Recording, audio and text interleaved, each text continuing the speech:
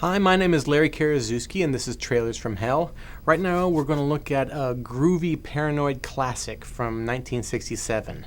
A critic once wrote, if Philip K. Dick worked for Mad Magazine, he might have come up with something like The President's Analyst. I gotta hurry, I'm gonna be late for my analyst. Are you neurotic? Psychotic? Do you show signs of extreme hostility, aggression, anxiety? I love this film. It was written and directed by Theodore J. Flicker. Now, this guy is a major figure. He was one of the pioneers of improv comedy. Him and Elaine May are the two that really set the form that improv comedy is built on. They did this in the 1950s in Chicago at the Compass Theater, and in the 60s, Flicker took it to New York, founding The Premise, an improv group featuring George Segal, Godfrey Cambridge, and Buck Henry. Then he directed a black and white indie feature starring Buck Henry, and this brought him to the attention of Hollywood, where he came out and wrote for TV and Elvis Presley. At a party for some Washington bigwigs, Flicker met a nervous, sweaty, bald man who didn't quite seem to fit in. He later discovered that the man was a psychiatrist working for the military and the CIA. He had the highest clearance. If any four-star generals or spies were having mental problems, they talked to him.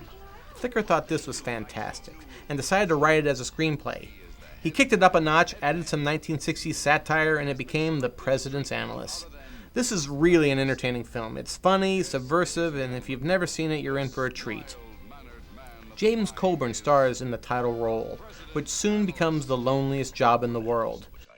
I would say I was rapidly turning into a paranoid personality, which I am. Honey, why don't you just quit? I can't. I know too much. They'd never let me get away. Because he's privy to what's deep inside the president's mind, there's no one he's allowed to trust. He can't even sleep with his girlfriend, the lovely Joan Delaney, for fear he may talk in his sleep.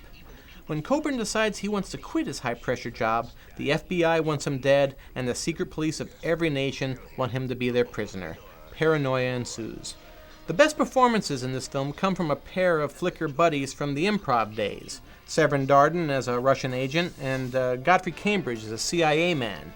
Cambridge delivers one of the finest monologues on film, a tale of how he first became aware of racism. Flicker says the soliloquy is actually based on a true story told to him by actress Diana Sands. Now, the Paramount brass found the film to be too anti-establishment. They took over the movie and threw Flicker out of the editing room.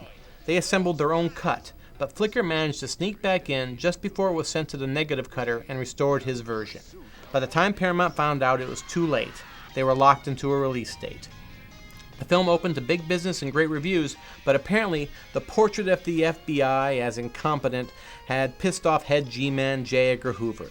Hoover called the White House called Charlie Bluthorn over at Paramount, and the studio buried the movie.